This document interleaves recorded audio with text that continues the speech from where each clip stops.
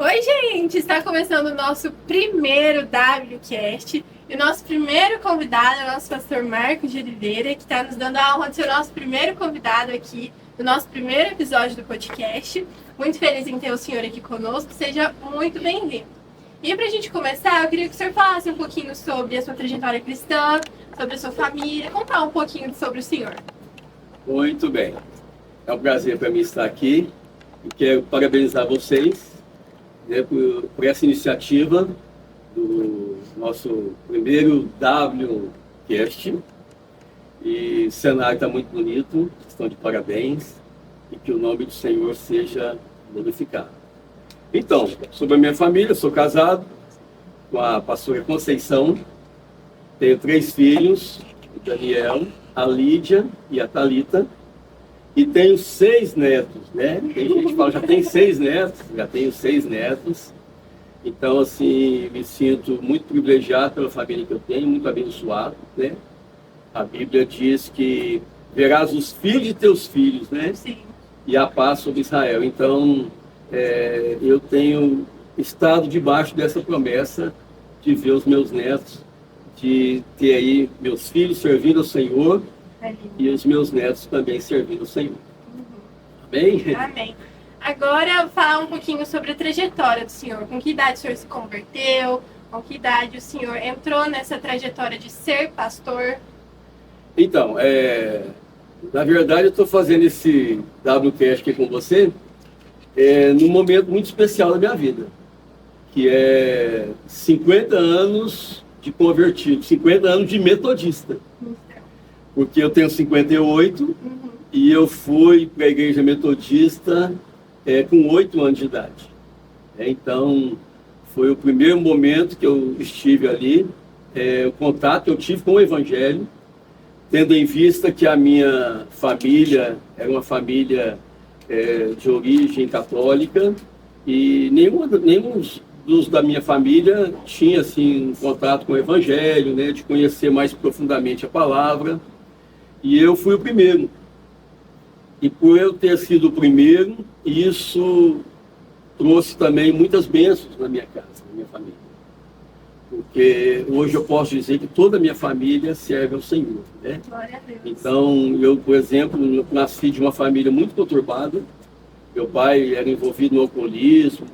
Era uma família totalmente sem expectativa nenhuma. Qualquer pessoa que olhava para a minha família tinha dó da gente, porque era uma família sem expectativa nenhuma, nem financeira, e também pelas questões dos problemas que tinham, né, como eu falei do meu pai, mas através da minha vida, que eu fiz esse compromisso de servir o Senhor, e aí então, hoje eu posso dizer que eu e minha casa, nós estamos servindo ao Senhor, né, a minha família toda servindo ao Senhor, e isso é a promessa de Deus, né, para a nossa casa. Creia no Senhor Jesus e será salvo tu e a tua casa.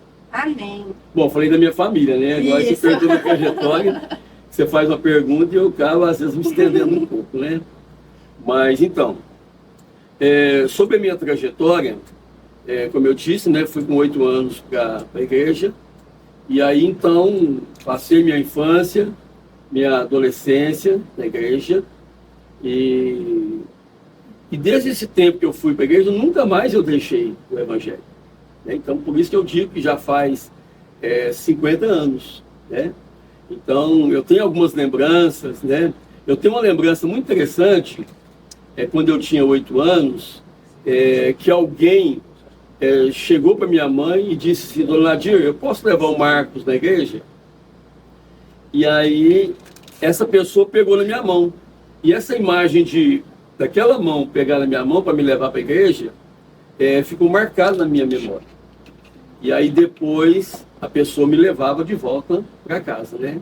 Então, louvo a Deus por essa mão abençoada. Não sei se é um homem ou mulher, uma pessoa que me levou para Jesus. Eu digo isso porque é muito importante, né, saber que Deus usa pessoas para nos conduzir ao Evangelho. Então, eu passei toda a minha infância, a minha juventude, servindo o Senhor. Depois eu fui para o Exército, em Brasília, voltei, me casei aos 22 anos e continuo na igreja metodista, né, nessa trajetória toda aí, continuo na igreja metodista, servindo ao Senhor, né, e já faz 50 anos. Eu queria fazer um destaque aqui, o destaque que eu queria fazer é daquelas pessoas, daqueles pastores que foram importantes na minha vida. Eu digo isso porque hoje eu me coloco no lugar deles na vida de outros, né? E quando, né, então eu passei a fazer parte ali da igreja metodista, alguns pastores marcaram a minha vida, né? Tem um pastor que o nome dele já faleceu, pastor Vicente Aparecido, né, que eu me lembro que ele foi na minha casa, só tenho uma lembrança uma vez dele, porque eu era criança. Ele foi na minha casa, e ali na minha casa ele orava ali com a minha mãe, né? Então eu vejo que ele foi uma pessoa fundamental, né? Depois eu tive também uma pastora, a pastora Meire, que foi uma pessoa importante no meu ministério, ainda que por pouco tempo eu caminhei com ela. Aí depois eu tive alguns pastores que eu tive uma experiência maior com eles. É o pastor Edson Borges, falei com ele hoje, ele está com 80 anos, nossa, servindo ao Senhor, né, não jubilou ainda, está lá servindo o Senhor, e esse eu caminhei com ele bastante tempo, eu acredito que mais de 10 anos. Depois o pastor Valdir Duran, também foi muito importante, no meu ministério, aprendi muita coisa com ele, né, tanto com o pastor Edson, como com o pastor Valdir, foram assim, marcaram muito a minha vida no ministério. E depois o pastor Geraldo Lúcio, né, que já foi um outro tempo também, e que jubilou agora recentemente, mas é um pastor que ele marcou também muito a minha vida, nós caminhamos 5 anos juntos, né? Então eu gostaria assim, de fazer menção, né, de pessoas tão especiais e tão usadas por Deus no meu ministério, né?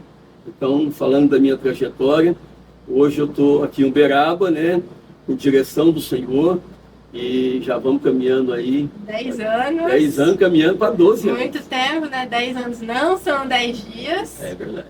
E agora falando também sobre esse tempo que o senhor está aqui com a gente, para esse ano nós temos um lema, né, aqui para a igreja. Eu queria que o senhor falasse um pouquinho sobre esse lema, como ele surgiu, como é que foi isso?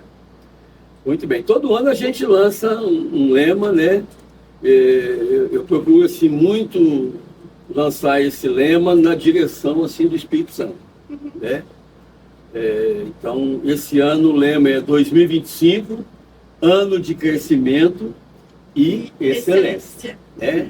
Que é um lema assim que a gente iniciou e eu já percebo que agora, já no mês de fevereiro, né, a gente já percebe que as pessoas já estão assimilando bem. Tem dado frutos. Tem dado frutos, com certeza. E então os líderes, né, os nossos líderes de Excel, eu percebo que eles estão procurando fazer o melhor, né, tendo em vista esse propósito. Então, o lema 2025, ano de crescimento e excelência, ele tem 2 propósitos. O primeiro propósito é o crescimento da igreja, crescimento em almas, né?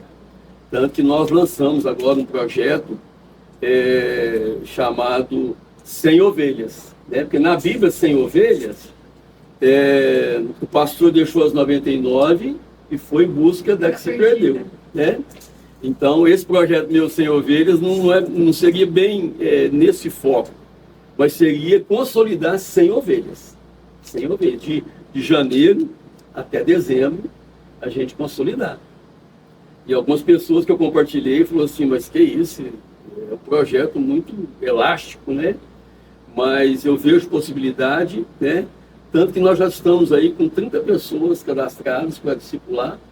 Então eu creio que até dezembro a gente vai conseguir consolidar a 100 ou mais pessoas, né? Sim, para Jesus, né?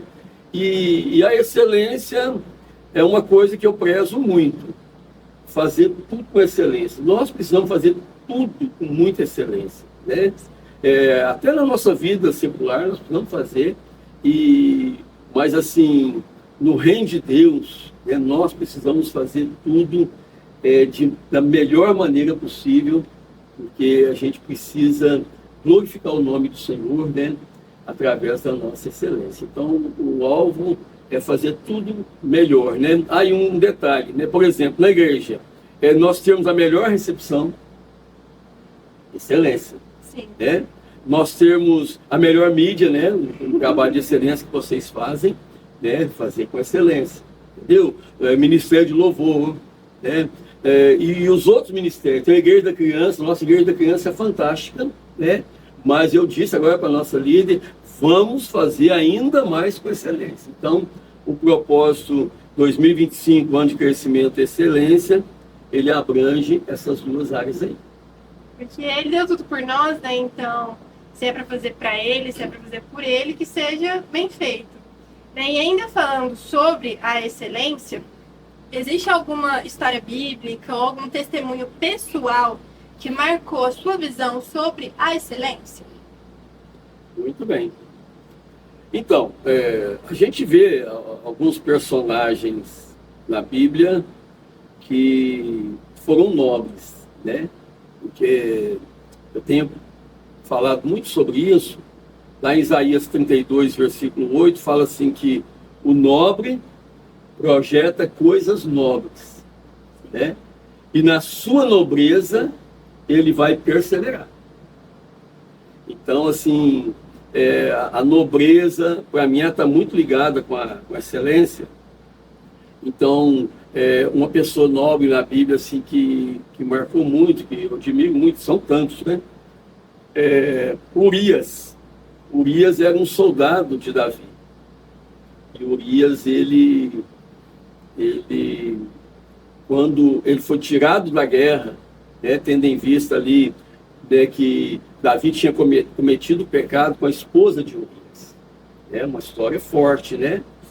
E aí, então, Davi, depois que ele viu tudo que ele fez, ele tentou encobrir o seu pecado. Ele tentou tirar Urias. Primeiro, ele trouxe Urias para sua casa, para que ele dormisse com a sua esposa, porque a esposa estava grávida de Davi. E aí, então, ele trouxe ela para que escondesse o pecado. Tipo assim, quando a barriga crescesse, Urias ia pensar que era filho dele, mas era filho de Davi, né?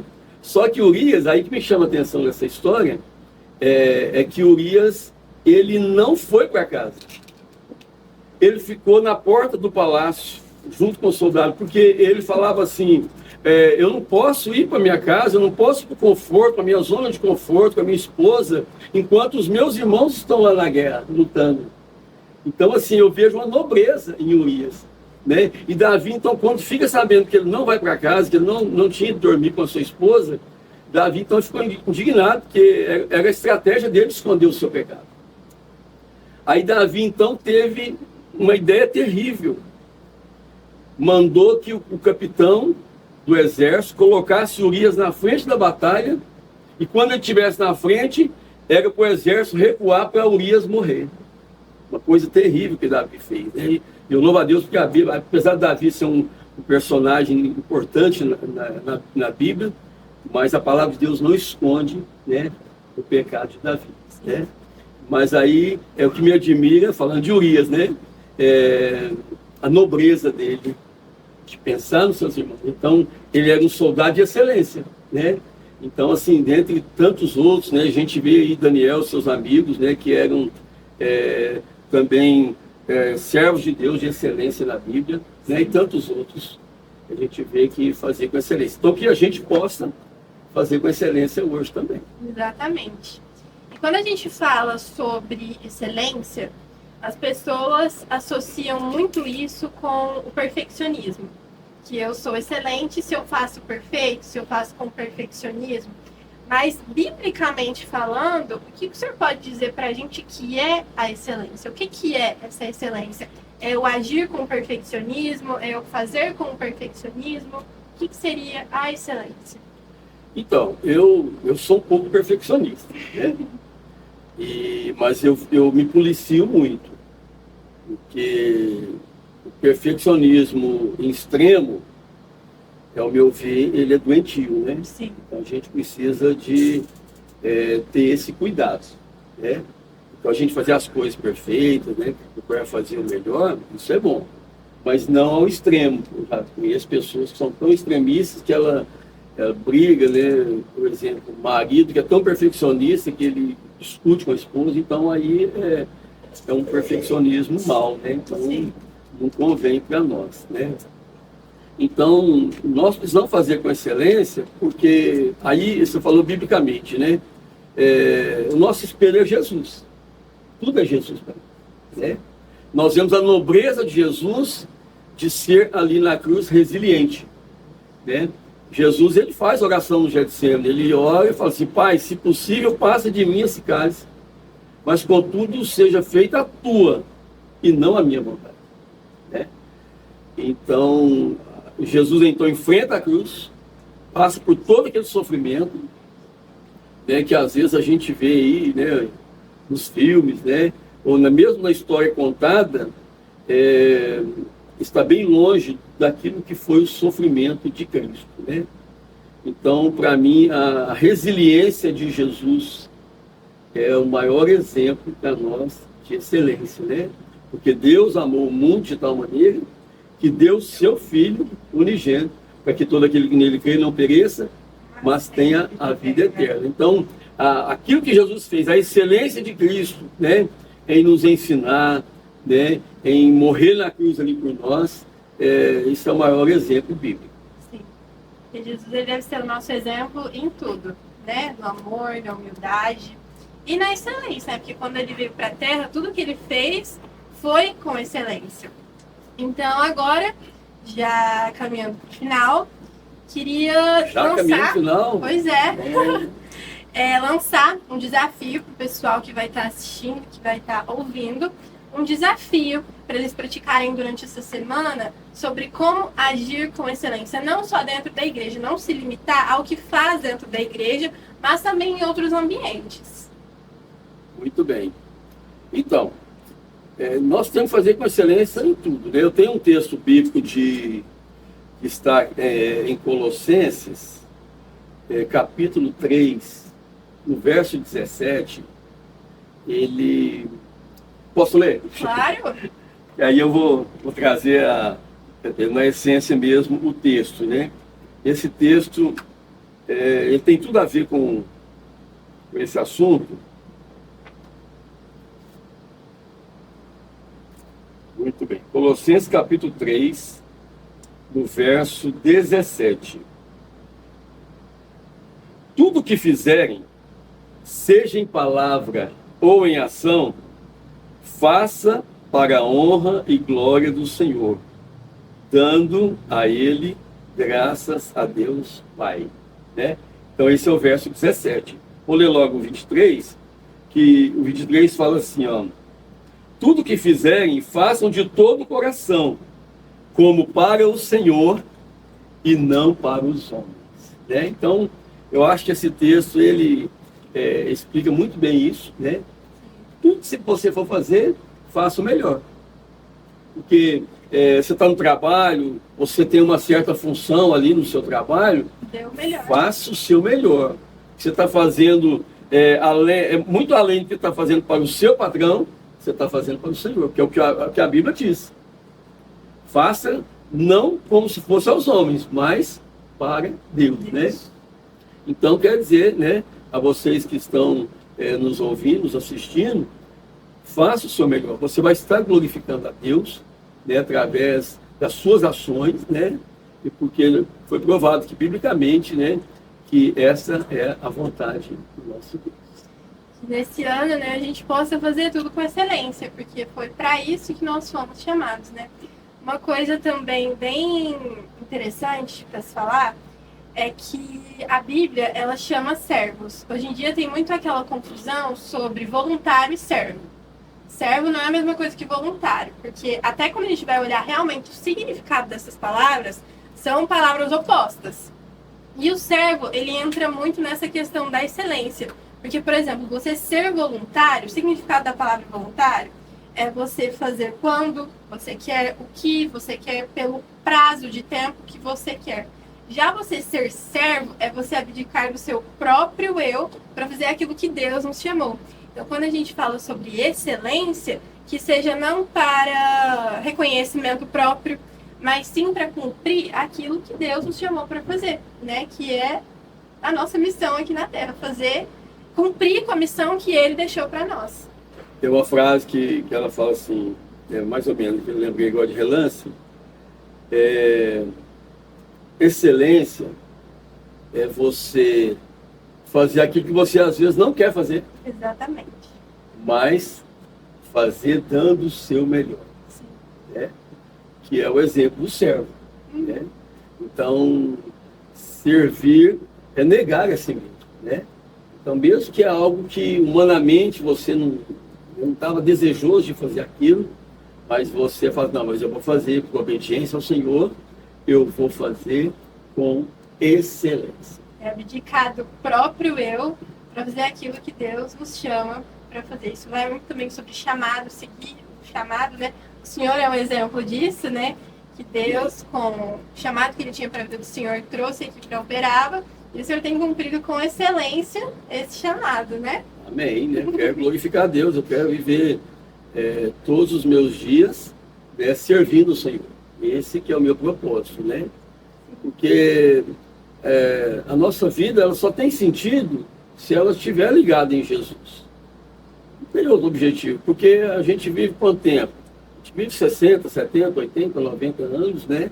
Ontem eu visitei uma senhorinha de 92, fui levar a Santa Ceia para ela. E, então, assim, há pessoas que vivem mais um pouco, né? Mas chega uma hora que termina. E Deus não nos projetou, né? Porque Deus é aquele que faz tudo com excelência, né? Ele não nos projetou para viver só 80, 90 anos. Ele nos projetou para a eternidade. Né?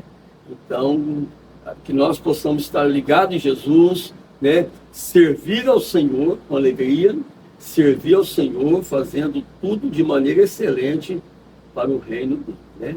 E um exemplo também que eu acho muito importante sobre a excelência é o exemplo de José. Porque mesmo ele sendo abandonado, foi traído pelos irmãos, passou vendido, né? Passando por tudo o que ele passou, ele não esqueceu do propósito que Deus tinha para a vida dele. Ele continuou firme, mesmo passando por lutas, passando por batalhas, ele se manteve firme olhando para Deus. Então é isso que a gente tem que exercer nos nossos dias. Por mais que dificuldades venham, a gente sabe que vai vir. Manter o olhar fixo no Senhor. E mesmo ele passando por tudo o que ele passou, ele não deixou de servir com excelência. Ele não deixou de dar e entregar o melhor a Deus. Então José também é um exemplo muito importante que a gente deve seguir também. Com certeza. Você citou um personagem aí que passou por um sofrimento, né? 2 anos ficou ali na prisão e depois Deus honrou ele, né?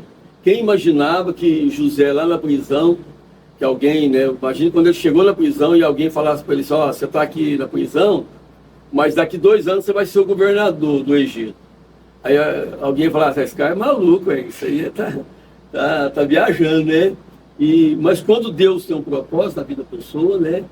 Então, nada pode interromper. Isso é um diferencial muito grande, mas assim, ele teve a excelência antes, né? Sim. Ele teve a sua idoneidade preservada, o seu caráter preservado, né?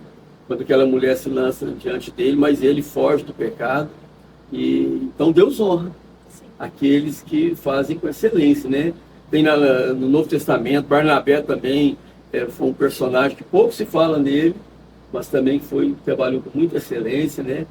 Então, tem muitos personagens bíblicos que são exemplo para nós, mas o nosso maior exemplo é Jesus. É Jesus. É isso. Jesus que mesmo sofrendo, mesmo passando por tudo que ele passou aqui na Terra, ele não deixou de enxergar o propósito que Deus tinha para ele assim que enviou ele aqui para a Terra, né? Então ele deve ser o nosso maior exemplo, nosso espelho, né? Porque a Bíblia diz que nós devemos ser a imagem e semelhança de Cristo. Então que possamos agir com a excelência do exemplo que Jesus deixou para nós. É isso aí. Muito bem.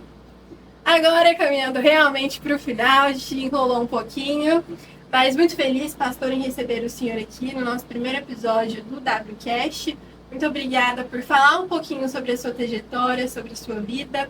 Muito feliz realmente de ter o senhor aqui conosco como nosso primeiro convidado falando sobre a excelência e o nosso principal exemplo, que é Jesus. Amém. Não, eu que agradeço, né? Fico feliz de ver a nossa igreja, né, evoluindo, né? E a gente poder, né, usar esse canal aí de glorificar a Deus, né, através das entrevistas, né? Outras pessoas serão aqui também entrevistadas, né? Quero agradecer a nossa produção que está ali, ó, o Lucas Costa e o José Renato Radael, né? Que tem somado aí, né, juntamente com você e formando essa equipe aí, né, procurando fazer com excelência, né? Sim. Então que Deus abençoe vocês e vamos juntos. Posso falar só mais uma coisinha? Claro! É tipo aquela consideração final. É porque eu não podia deixar de falar do Gessel, né? Não mesmo. O Gessel... O lema do pastor é o Gessel. Então, assim, não posso deixar de falar. Hoje também, dentro do nosso propósito, né, de crescimento e excelência, nós temos os nossos pequenos grupos, né? Sim. Hoje nós já contamos aí com 19, vamos abrir mais um grupo agora, que uma pessoa nos solicitou. Então, nós já estamos caminhando para 20 grupos aqui em Uberaba. Glória então, a Deus. No demora, nós vamos ter 100 grupos aí, porque nós queremos alcançar toda a cidade de Uberaba, né, para Jesus, né, juntamente com os nossos irmãos de outros ministérios, né, que a gente possa alcançar Uberaba para o Senhor Jesus. Amém? Se não falasse do Gessel, não era o pastor, não tem né, como, gente? né? Faz parte. Muito feliz em finalizar o nosso primeiro podcast, foi muito edificante. E não só esses, mas também todos os nossos outros convidados, todas as outras pessoas que nós vamos trazer aqui. E também sejam conversas, bate-papos que edifiquem você e a sua casa. Então, muito obrigada, pastor. Obrigada pela presença. Obrigada por compartilhar um pouquinho com a gente sobre o seu conhecimento, sobre a sua trajetória. Então, muito feliz. Parabéns a vocês. Muito bom. Deus abençoe a todos aí. Amém.